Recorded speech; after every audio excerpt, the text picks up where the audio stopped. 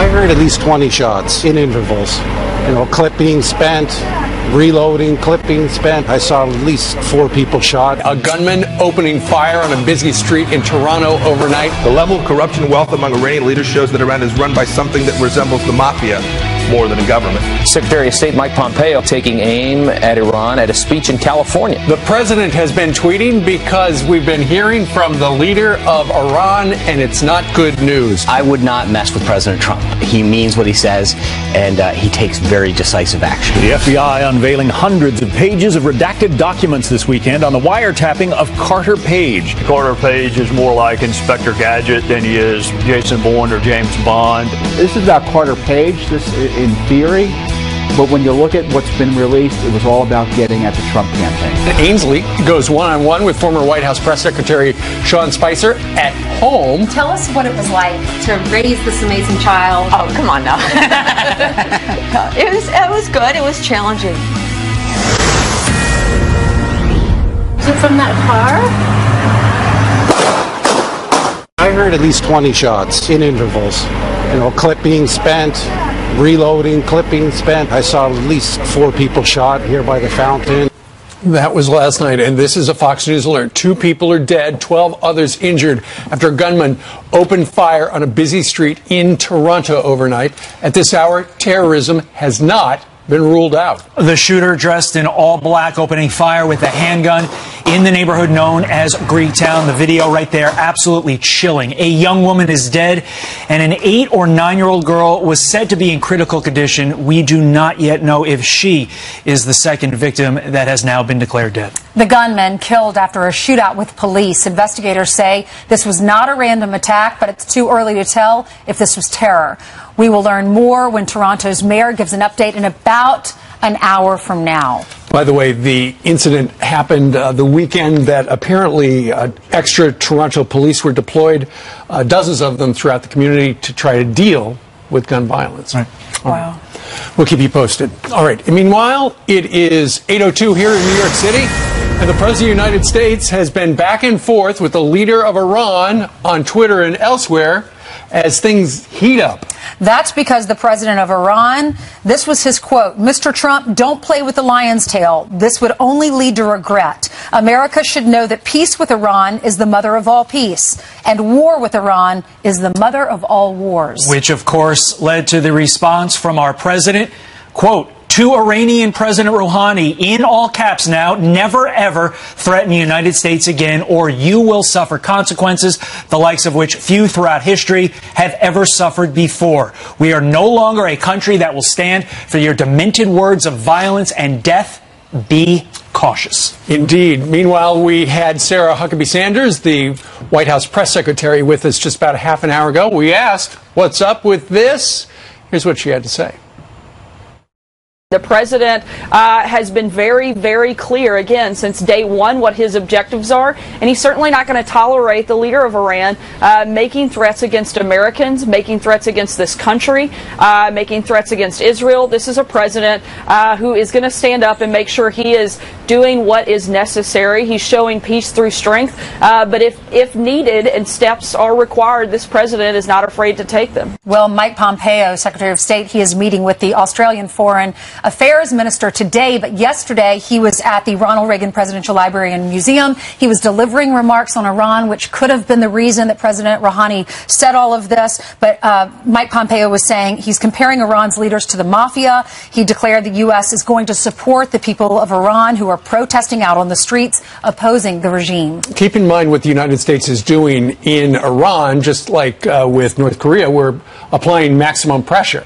And over in Iran, because ever since we pulled out of the deal a month or two ago, we've been trying to squeeze our other partners who are still trading with them.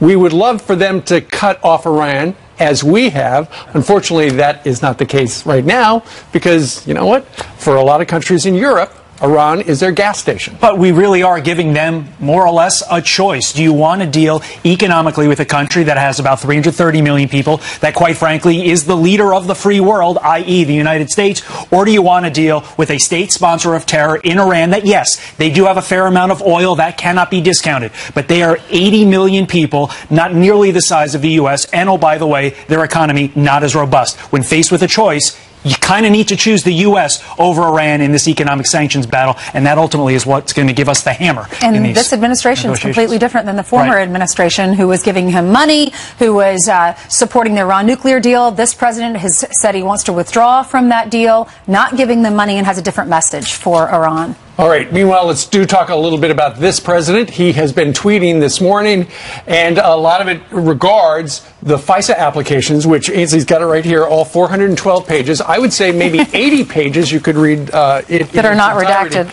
But what we learned over the weekend, after it was dropped on late Friday, and we got a hold of it through a Freedom of Information Act request by Judicial Watch, is federal authorities used both the Steele dossier and a Yahoo News article to convince the FISA court to spy on Carter Page.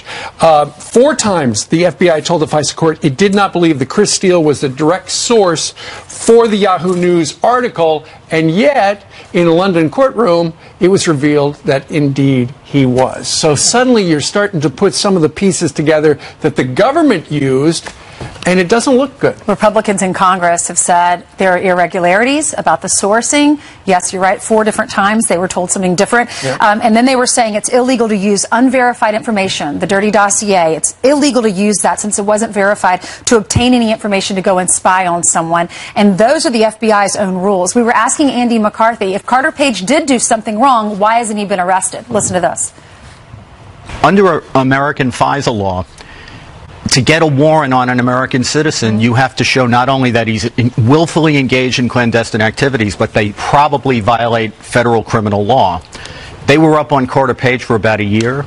He's never been charged with anything, which again I think underscores that they did this based on the dossier. And that's such a great point, because as we've been saying all morning long, you have a really heightened standard to get one of these. And I know it appears that over the course of our history, these things have just been rubber stamped. When you break down what a FISA application is, there's no defense attorney arguing for the defendant. It has to be in secret. We understand that we want to protect against terrorism. But at the end of the day, there's a heightened scrutiny here. And clearly, this document didn't reach that heightened level of scrutiny. Well, we had Dan Bongino on about 2 hours ago, and when asked whether or not, as you know, he's an investigator, he's worked on a lot of cases, do you see probable cause being presented effectively there? And he said absolutely not.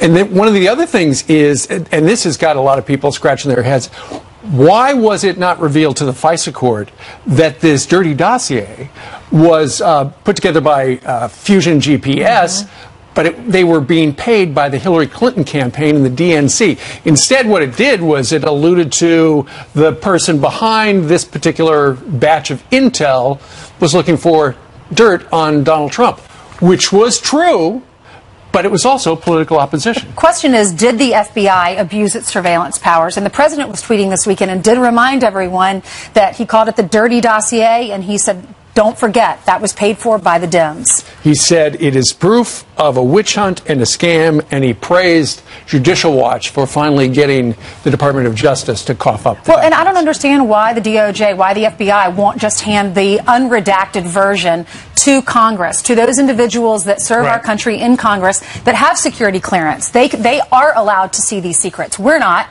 but they are. What's telling about that, Ainsley, is clear from people that we've interviewed on our channel and on other networks. The people in the know 2 things. One, they know that the stuff that is redacted in there, the American people need to know, and because they vetted it, they know our national security is not going to be compromised by a lot of the stuff that is currently redacted. Granted, there are some things in these documents that nobody wants disclosed because it will undermine the safety and security of the men and women here in our country.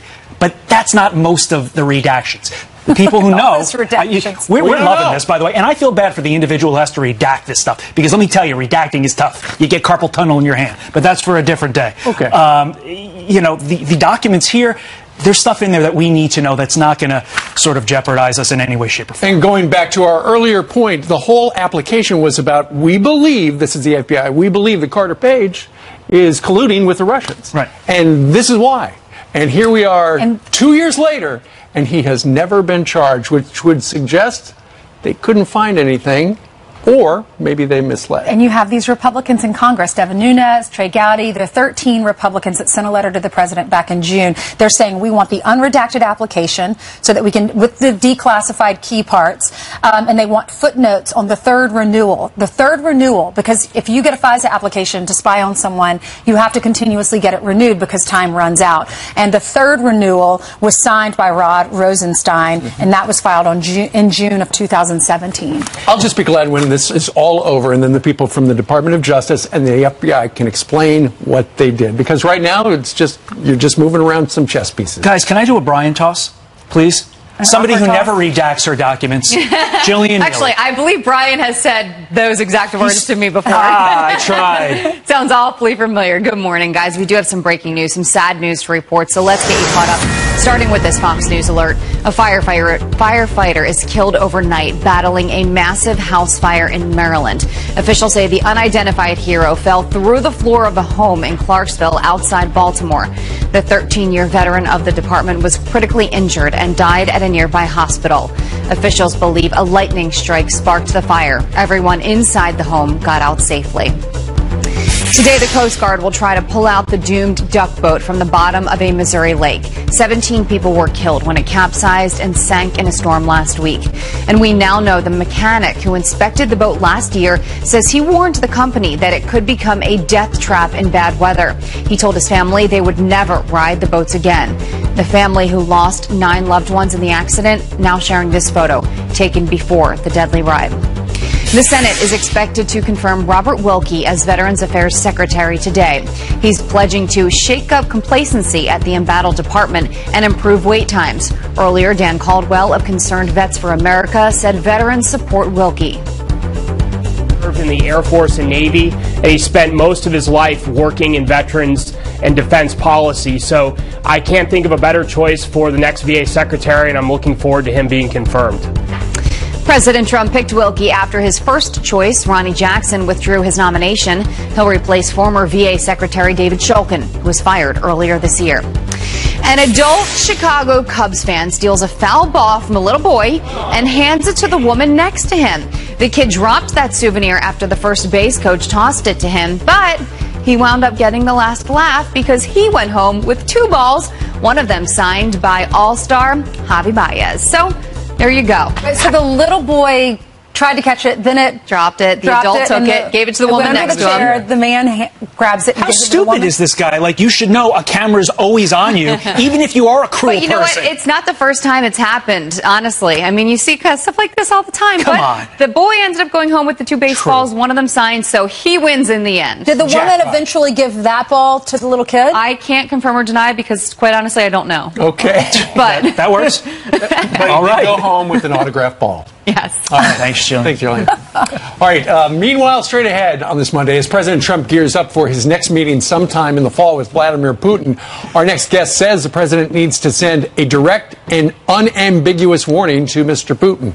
Daniel Hoffman spent a lot of his career as CIA station chief in Moscow. He's here to explain that. Coming up next. And let's just say this guy's attempt to hide from the cops was a total washout. The story behind this picture and Ainsley and Steve's really awesome puns coming up. What you want, you can't always get what you want, but if you try some. In a new op-ed, our next guest calls on President Trump to deliver a direct and unambiguous warning to Vladimir Putin following the summit last week. Daniel Hoffman writing, quote, this might be his last best chance to induce a change in Russia's behavior and unite the Congress and our nation in collective defense before the next Russian cyber onslaught. Daniel Hoffman served as CIA station chief in Moscow and is also a Fox News contributor. He joins us from our nation's capital. Daniel, good morning to you. Good morning. Okay, so first of all, you say that the president should warn Russia. Warn Russia what?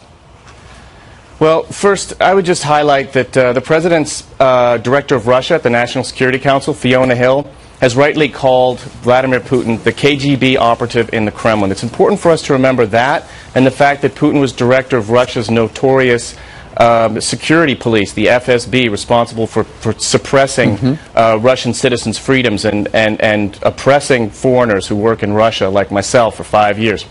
The President needs to understand, I think, and I think he does, that we need concurrently to work with Russia on areas of mutual interest like arms control, but then counter and deter Russia from mounting their aggressive efforts to target our way of life. And so in this case, with Russia's election interference, I think the President would do well to warn Vladimir Putin directly that we know that Russia interfered in our election, that if they continue to do so, they will pay a price. Right.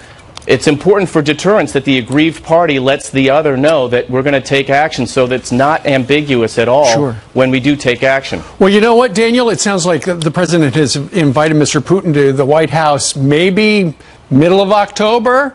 If at that point the Russians are still meddling in our election, and smart guys like you would know that that's going on, that would be a perfect time for the President to stand up and say, Vladimir, by the way, I told you a couple of months ago, stop it, you didn't, and now I'm going to do this. Yeah, I couldn't agree more. That's an outstanding opportunity, very propitious opportunity to unite our country behind an aggressive policy defending our country from Russia's nefarious espionage. And we saw last week that our National Security Agency and Cyber Command are putting in plans to counter Russia in cyberspace with offensive cyber operations. I think there's no better time than a second summit for the President to deliver that very stark and direct, unambiguous warning to Putin. Now, he could do it before that, but why not do it here on our home turf as well? Great point. All right, read all about it. Daniel Hoffman, thank you very much for joining us live from our nation's capital. Thank you. All right, coming up, Uber and Lyft passengers live streamed to the world, and they had no idea. The disturbing discovery inside that car coming up next. Plus, Maxine Waters says she understands why protesters burned the flag outside her office.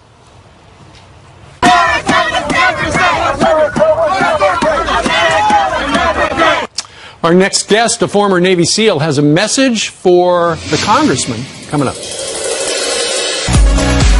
24 minutes after the hour now, some news by the numbers. First, 16. That's how many Ritz cracker products are being recalled nationwide over salmonella fears. On the list, Ritz Bits cheese and cheese cracker sandwiches. Gosh, I love the Ritz. No illnesses have been reported, fortunately. Next, 102. That's how many pounds of pot Georgia deputies just found during a traffic stop. Driver charged with trafficking marijuana. And finally, $114.99. Yep, that's the price of that Golden Girls action figure set. Thank you for being a friend. Travel down the road and back again. It's always awesome to hear the song. You can never not get enough of the song. The Dolls just revealed at Comic-Con in San Diego. Now to our Golden Girl, not in age, but in effervescence. Ainsley. Harassment. Thank you so much, Todd. Maxine Waters is sticking up for the demonstrators who burned and stomped on the American flag outside of her LA office.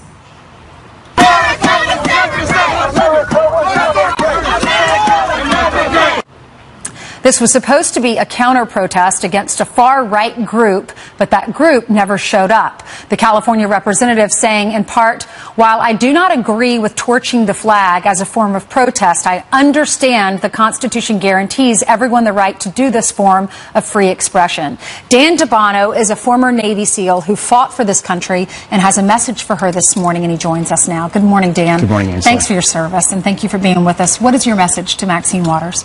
You know, the American flag represents hundreds of years of history, and there has been a tremendous amount of bloodshed in the name of that flag. It represents our way of life and our system.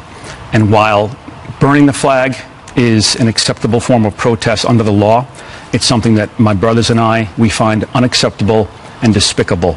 Well, the protesters, they're chanting, this is not the U.S. flag, this is their flag. America was never great. What's your message to the protesters? The protesters are attempting to soil the Republican Party and the president, and what they're really doing, in effect, is only soiling themselves. The flag represents all of our ideals, our way of life, our freedom. It represents their ability to protest that, but they're only bringing dishonor upon themselves by doing what they're doing. Do you agree with Maxine Waters saying, do you understand the flag burning protests? I do not. I don't think that the protesters are achieving anything, and instead of having a dialogue, what they're doing is they're acting like spoiled juvenile delinquents in doing something that only brings dishonor to themselves and does not further the dialogue. And really what this is a furtherance of what we've seen from the Liberal Democratic Party. This is becoming the new center. Instead of having a dialogue and using persuasion, they don't really have a message, so they're resorting to tactics such as this to gain attention, but it only brings dishonor upon themselves. Is this going to backfire? I think it is going to backfire. You know, and you've seen what we're afraid of here is protest turning into violence. And it's not only is it a fear, it has been a reality. And this started last year when we saw Representative Steve Scalise shot by somebody who probably saw one of these leftists on TV saying it was okay to harass people. And that continued this year when you had mainstream politicians calling for harassment and inciting violence. And it wasn't just Maxine Waters. Right here in the tri-state area, we had Representative Tom Suozzi calling for use of the Second Amendment against the president in cases in which a disagreement could not be solved. The guy who shot Steve Scalise, we don't know what his motivation was. I don't know if it was because, you know, people like Maxine Waters are standing up saying that we need to protest and we need to get in the faces of other people. We aren't sure what his motive was. But how did we get here as a country? Because you have men and women that fought for our flag, and we're allowed to disagree. Maxine is right by saying that you do have the right to protest. But how did we get here? Because it's so disheartening, the anger, the vitriol, the hate amongst people just because you don't like the president or you do like the president or you vote a certain way. Somehow over the last couple of years, it's become acceptable to display sheer contempt and hatred for the other side. In times past, when there was a disagreement, that disagreement was expressed in elections or in opinion pieces, people having discussions, and we've gotten to the point where, and this rot starts at the head, I say, where we've had senior leadership of the Democratic Party saying to resist, to fight. This was a fairly elected president. He won the election. He represents America. He's our president, no matter whether you like him or not, and the left simply cannot seem to accept that. Yeah, you're right, because we used to just go to the polls. That was your voice. You could vote a certain way. But now it's become protesting on the street, violence, going up to people in restaurants and telling them how they feel about their positions or not supporting this administration. You have people suggesting harassment, and there's a very thin line between harassing by saying, I don't like your policies, and then getting into somebody's face and physically touching them or beating them, or as we saw last year with Representative Scalise. And it's happening on both sides. Maxine Waters, she's fallen victim to this too. It's happened to me. It's happened to me on Long Island twice in the last month or so. I've had people aggressively get in my face and my family. I'm running for Congress, and people don't like your ideas. Instead of having a dialogue and saying, hey, here's my alternative idea, they simply get in your face and attempt to intimidate. But I think most people are not going to be intimidated by that, and they see this for what it is, which is it's a desperate ploy, which is essentially going to backfire. And if you recall, back in the 60s, flag burning, for better or for worse, was seen more as a peaceful protest by hippies. My fear now going forward is that flag burning has become the radical left's alternative way to shout Allahu Akbar. It's not acceptable to most Americans. Again, and while it's legal, it's something we will endure, but we don't think it's the right thing to do. All right, Dan DeBono, former Navy SEAL, candidate for Congress in New York's 3rd Congressional District, which is the North Shore of Long Island. We wish you all the best. And a little bit of Queens, too. Thanks so much. Thank you. Democrats like Adam Schiff refusing to give up the Russia collusion narrative. Listen. I certainly think he's acting like someone who's compromised. Russians have information on him. Wait until you hear what Dan Bongino has to say about this. Plus, it's Britney Spears' Dog Style, the toxic video going viral.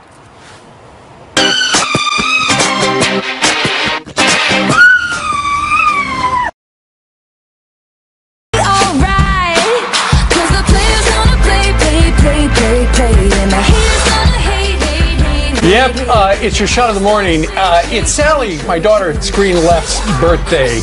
And I took the Ducey children to the Taylor Swift concert, and as it turns out, Taylor Swift photobombed us at one point. That is awesome. Listen. She could be part of the family, all have the blonde hair. I did. I want to show you a little video of the Ducey girls. They were so excited to be there. Just watch this and remember what it was like when you were this age. Watch.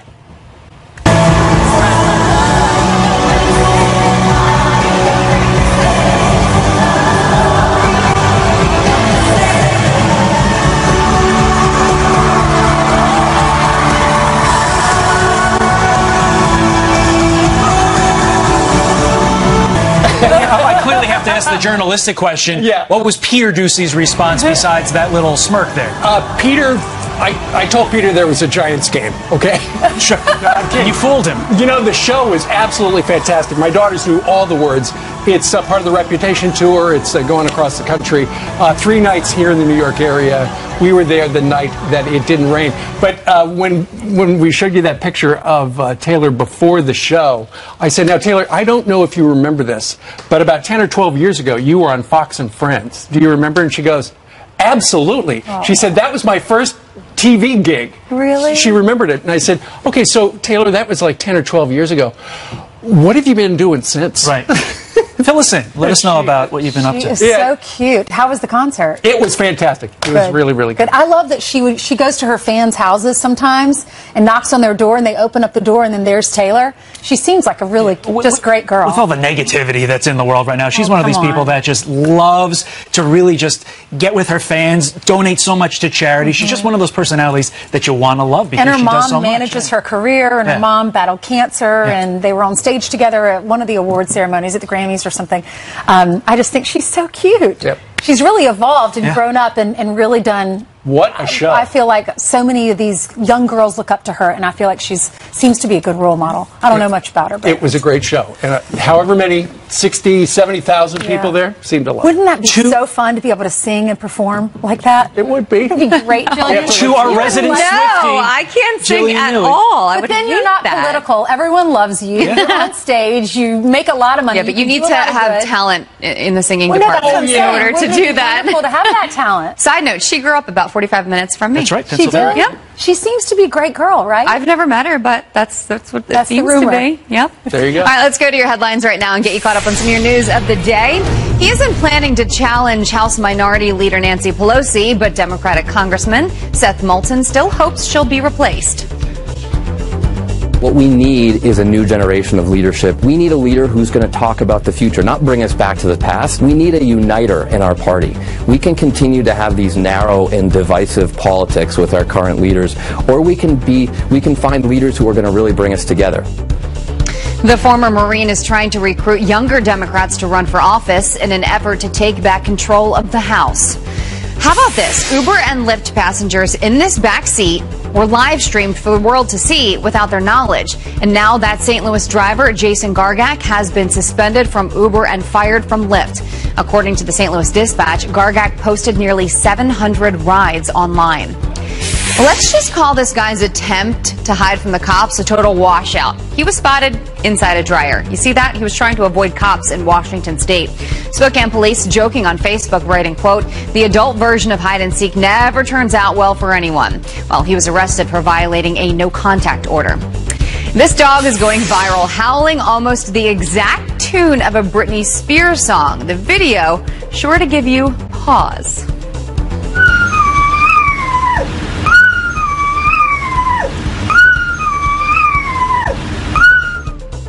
Okay, so Riley the dog's howl sounding almost identical to the riff on the song Toxic. Take a close listen.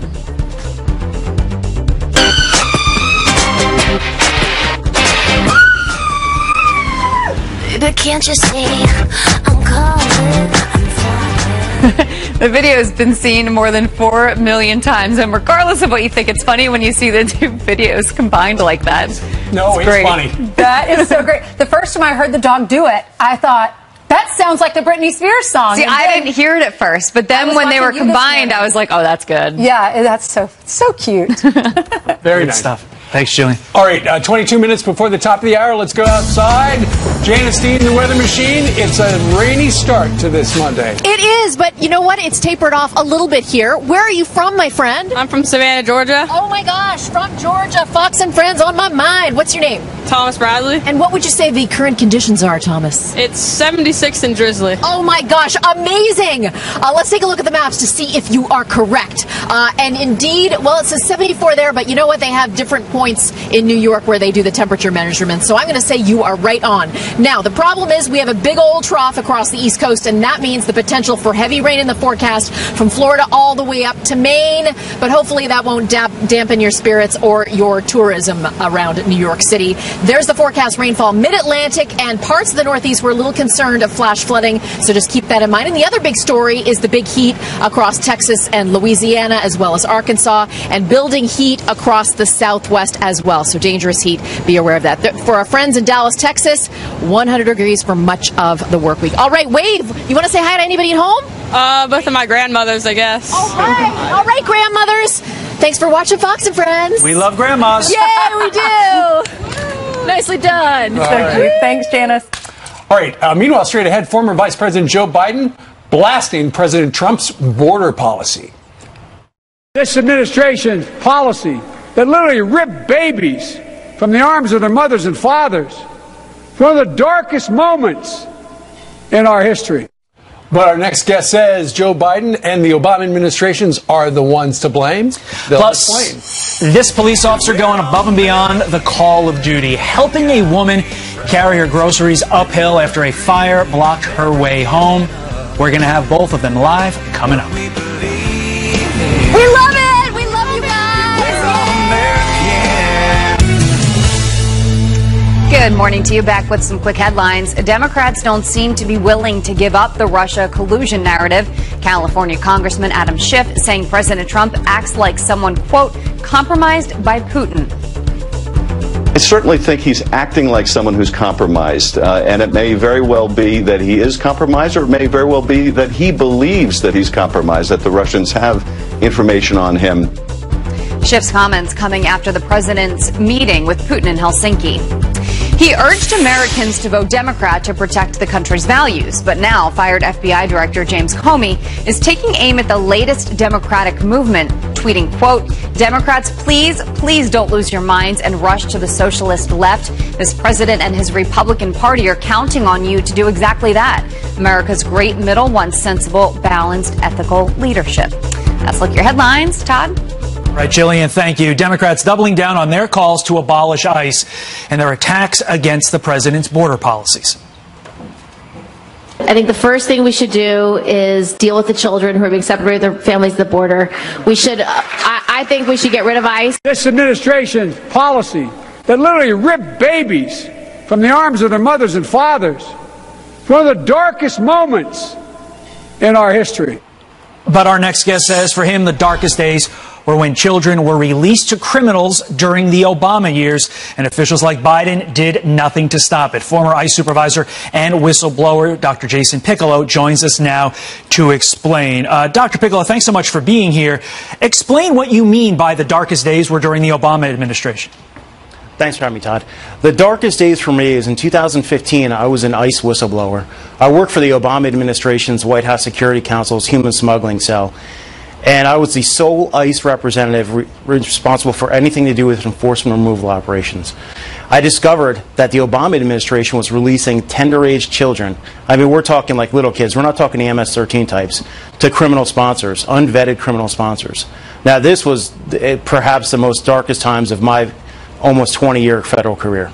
Why doesn't the mainstream media seem to understand that while ICE, yes, does protect the citizens of the U.S., they also protect the illegal immigrants trying to cross our borders from things like rape, murder, human trafficking? Why isn't that clear to them? It's not. They don't understand the ICE mission. Right now, the ICE mission it's twofold. You have enforcement removal operations and you have homeland security investigations. One completely deals with immigration, and one deals with your investigations of anything with an international nexus, i.e. your terrorisms, your counterproliferation operations, those types of operations. They just simply do not have the optics of what ICE does. Now, we have a whole separate agency that deals with stuff like that. It's called the United States Citizenship and Immigration Services, USCIS. Now, they deal with asylum claims, and they deal with helping out families that are here to claim asylum or refugee status. How come our politicians don't look at that agency as well? As an expert in this, what do you think would happen if the Democrats, these specific Democrats on the liberal left, got their way and ICE was abolished? What would happen? we would lose all enforcement capability. Now think about what ICE does. Enforcement and removal operations goes out, tracks down the bad of the bad, the worst of the worst. Your killers, your sexual offenders, your rapists, they find them and they have them removed. Now, do we want to keep them within our borders, or do we want to just have open borders where anybody can come and go? As somebody who's given so much of his life to ICE and defending our borders, when you see what the liberal left is doing right now, how does that make you feel? What's going through your head when you see that? It sickens me. Now, I've worked with thousands and thousands of people throughout my career. I mean, through all the different agencies within Homeland Security, from U.S. Customs back in the day, through the Border Patrol, through ICE headquarters, through being a supervisor. Great people from every race, every creed, every religion you could imagine. Tons of vets, ton of Hispanics, a lot of really good people. Now, calling for their abolishment and for them to lose their livelihood, it just sickens me. Put on your politics hat for a moment. I'm going to put you on the spot.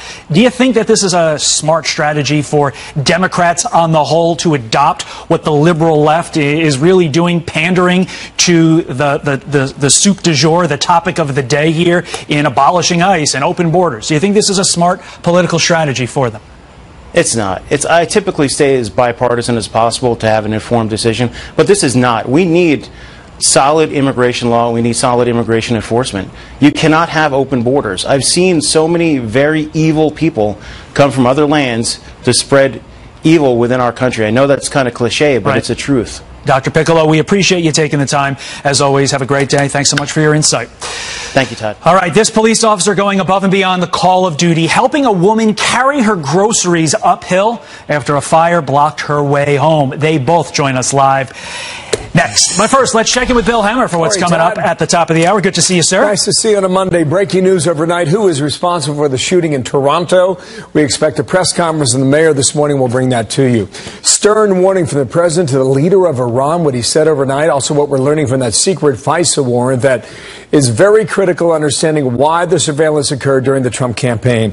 Also, who leads in the race for Congress? Have some great guests whose seats are on the line. So the 18 panels ready. Our headliners lined up, and come join Sandra and me in a moment. 9 to noon, top of the hour. Talk about going above and beyond the call of duty. This photo now going viral showing a New Hampshire police officer helping a woman carry her groceries half a mile uphill after a fire blocked her usual route on the way home. And joining us now is Bow Police Department Master Patrol Officer Tyler Cody and the woman that he helped, Nicole LaRoche. Thank you both for being with us. All right, Nicole, tell us what happened that day.